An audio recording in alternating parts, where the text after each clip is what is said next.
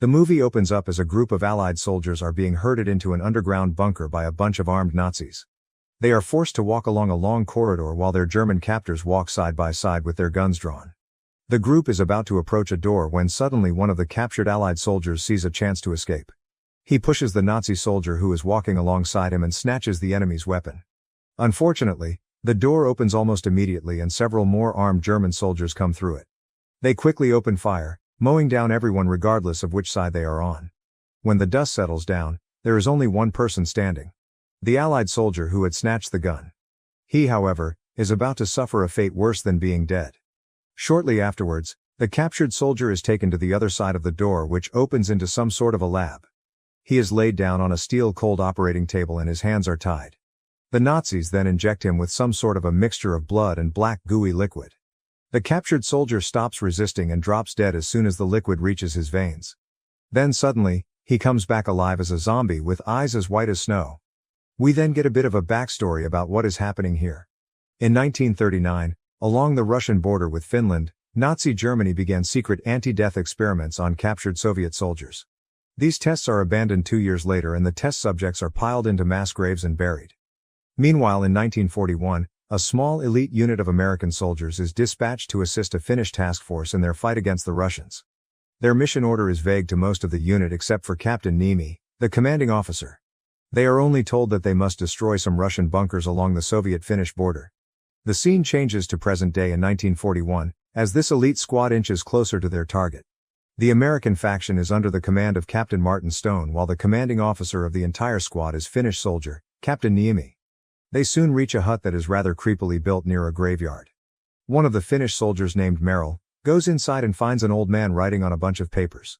The soldier's eyes fall on several metallic, hexagonal structures on a nearby table. He then engages the old man in conversation and asks the old man for a cigarette. While the latter is distracted, the soldier steals one of these hexagonal structures and keeps it in his bag. Shortly afterwards, the soldier bids farewell to the old man. He is about to leave the hut when suddenly the latter's pet dog bites his hand. The soldier curses at the animal but doesn't make a big deal out of it. Unbeknownst to him, the old man is a secret Nazi scientist who was part of the anti-dying experiments. The nearby graveyard is full of bodies of test subjects of those inhumane procedures. The pet dog had only recently chewed on the hand of a corpse from the graveyard. Sometime later, the elite squad stops to set up camp for the night. They are barely 2 kilometers away from their target, the secret Soviet bunkers. Captain Martin pulls Niemi aside and has a conversation about the purpose of their mission. However, the latter only gives vague answers and says the whole task will be over by dawn. Niemi then tells his soldiers that they will raid the bunkers early next morning. Suddenly, Merrill, who looks extremely sick, begins to walk forward absent-mindedly. The others watch on as the soldier climbs up a small hillock and slowly turns around. Everyone is trying to figure out what on earth he is doing when suddenly all hell breaks loose.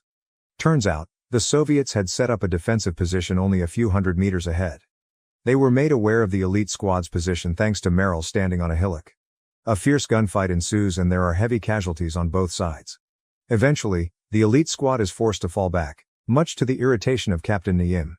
That night, the group sets up a defensive position not far off from the spot where the skirmish happened. The opinions are divided as some want to inform the headquarters while others want to stay and fight. Niemi, who wants to do the latter, orders the soldiers to be vigilant. Suddenly, they hear heavy footsteps approaching towards their position. Niemi, Martin, and Finnish Lieutenant Laakso draw their rifles, ready to shoot.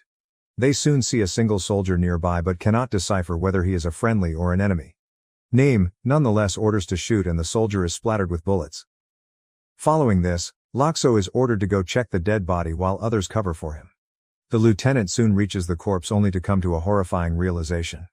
The dead soldier is none other than their own Merrill, who had been hit with several bullets only a few hours ago. Before Laakso can make sense of what's going on, Merrill seemingly rises back from the dead once more. His eyes are white as snow, indicating that he has turned into a zombie. He then lunges at Laakso and while doing so, the hexagonal metallic structure falls from his bag. The lieutenant is now locked in a wrestling for life and death match with the zombie. He quickly grabs the hexagonal structure from nearby and begins to hit Merrill with it. Fortunately for the lieutenant, Niemi soon arrives at the spot and shoots the zombie in the head. Just as things look to have calmed down for the time being, the elite squad gets ambushed. A number of zombies, who had been hiding in nearby trees, leap into action. These creatures begin to tear into and devour whatever human being they can get their hands on. Several members of the elite squad are killed, further depleting their total number. The handful of survivors are forced to run away in search of cover. We see that the remaining group now includes Martin, Niemi, Lieutenant Loxo, and an inexperienced American cameraman Smithwell Jr. They have nowhere else to go, so they take a gamble and flee into the nearby Soviet bunkers. Their respite doesn't last long as there seems to be a battle ongoing in the trenches. They ready their weapons, waiting for the gunfighting to reach them anytime soon. However, they only come across a lone Russian soldier named Kolya who seems to be fleeing for his life. He immediately puts down his rifle and begs them not to shoot. Niemi wants to kill him on the spot while the rest hesitate for a moment. Kolya then blurts out that he can help them by leading them to a house. Martin, realizing that the zombies will be following them into the bunker, decides to trust the Russian. An extremely enraged Niemi has no option but to agree, and they soon run away. After running as fast as they can for a while, Kolya leads the survivors to a dilapidated hut. The Russian is the only one who doesn't have any weapons and is currently treated like a prisoner. The others quickly man the windows with their rifles drawn. Loxo then asks the Russian about the creatures following them, but the latter is just as confused. On the other hand, Martin confronts Niemi since he was the only one who had the complete intel about the mission. The Finnish captain, however, rudely declines to say anything. This causes an intense friction between him and Martin, who is growing increasingly suspicious. Suddenly, a zombie rushes towards the hut and forces its way in through a window. It jumps on Niemi's back and bites into the Finn's neck before anyone can react. Seconds later, several zombies begin pouring towards the hut and the survivors open fire. Kolya, who has no weapons, fights the zombies who have entered the hut with his bare hands. Martin, on the other hand, realizes that the zombies only die if they are shot in the head. He passes on the information to the others, and after an intense battle, things calm down. Following this, the group splits up and the two Finnish soldiers, Niemi and Loxo, head to the second floor of the hut. The others then guard the ground floor, but it is obvious that Smithwell Jr. is scared out of his mind. Upstairs, the Finnish soldiers are doing a thorough checkup of the place. Everything looks normal until two zombies climb the roof and jump inside the top floor. The sound of heavy gunfire reaches the ground floor, where Kolya decides to help. He approaches Martin and says that there is a car hidden nearby. The two quickly head outside and indeed find an old car hidden in a nearby garage. Back on the second floor, the two Finnish soldiers finally manage to overcome the zombie attack. They then make their way to the ground floor only to find Smithwell Jr. cowering nearby. The amateur cameraman tells them that the others have gone to look for a car. However, Niemi, who had been bitten by a zombie not long ago, begins to act weird. He walks away from the others and suddenly collapses to the ground. As Loxo and Smithwell Jr. catch their breath and wait for the others to come back, something horrifying happens. Niemi comes back to life as a formidable zombie. He jumps on Loxo and tries to bite the latter on the neck. Smithwell Jr., who is watching this unfold, is so scared that he can barely move. Eventually, seeing his colleague on the brink of death spurs him into action. He gathers enough courage and stabs zombie Niemi with his knife. After an intense struggle, Loxo finally manages to subdue the zombie and free himself. Outside in the garage, things look equally grim for Martin and Kalyo. The two are trying to start the car when suddenly several zombies jump on the vehicle. The American watches on as Kalyo fights all three of the creatures with his bare hands. Back inside, Loxo and Smithwell Jr. try to get some rest. The Finnish soldier, still trying to catch his breath, thanks the cameraman for the help. This is when zombie Niemi rises one more time and immediately attacks Smithwell Jr. Unfortunately, by the time Loxo shoots the zombie, it is too late. The amateur cameraman succumbs to his injuries and dies on the spot. Niemi also drops to the floor, motionless for the time being. Things go from bad to worse as several zombies now start to rush towards the hut. Loxo rushes outside and manages to get into the car just in the nick of time. Martin then gets the car to start and the surviving trio barely escape by the skin of their teeth. Unbeknownst to them, zombie Niemi wakes up in the hut and scans the area for potential victims. Following this, the three survivors, Martin, Kalyo and Loxo, drive into the forest. They make slow progress as the car is extremely old and comes to an abrupt halt several times. As they are trying to get the junk to run, Kalyo notices a strange black, gooey substance on Loxo's coat. It is blood from one of the zombies and seems to be growing like some sort of a parasite. Loxo quickly chucks his coat out of the window, but in doing something drops from its pocket onto the car's floor. Curious, Kalyo grabs the object, which is the hexagonal metallic structure that Loxo had picked up earlier. Right at this moment, zombie Niemi appears on the spot as if he was summoned by the hexagon. He tries to pull Kalyo right out of the window, but the Russian somehow beats off the zombie. Fortunately for him, Martin manages to get the car started and they run away from the spot.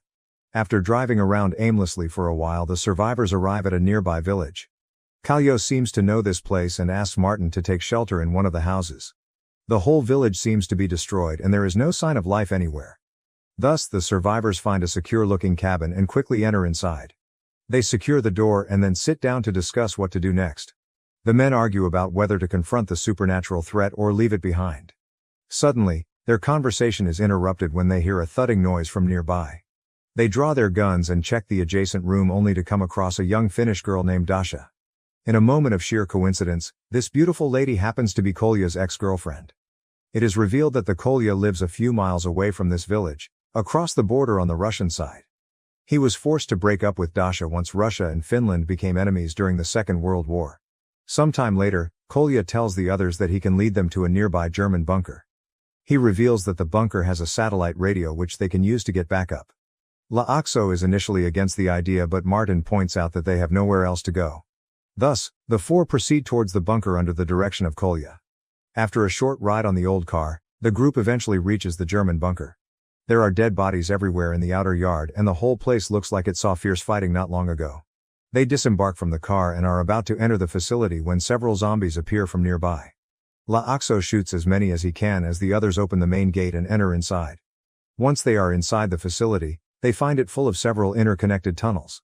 There are dead bodies everywhere, but to their relief they also find several weapons and torches. Finally, after making the whole journey without any weapon, Kolya gets a rifle. As the men are busy gathering ammunition and looking around the tunnels, something nabs Dasha from behind. It takes them several long minutes to realize that the girl has vanished right under their nose.